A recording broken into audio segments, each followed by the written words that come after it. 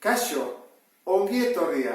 Triangelu aldekidea denez, alde bakoitzak 30 zentimetro neurtzen ditu.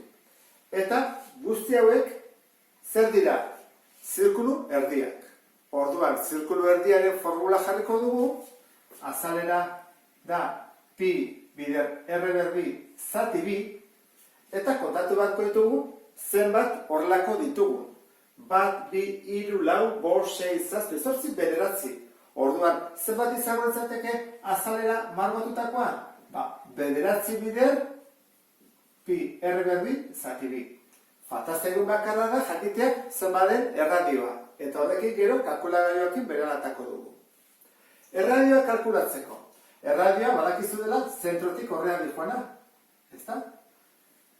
Alde hortara edo bestalde hortara. Orduan, jakiteko hau erradioa zenbaden, zer egin beharko genuke?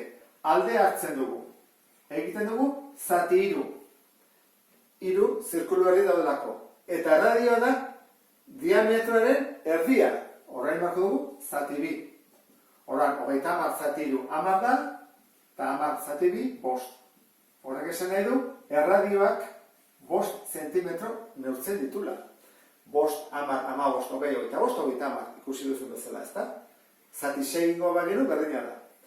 Orduan, kalkulatu ezakegu, berdin, 9 bider, pi bider erradioa, badakigu dela 5, berbi, zati 2.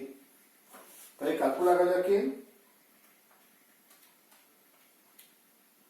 ateratzen zaigu, 353, koma, eta borobituz 43 zentimetro karratu.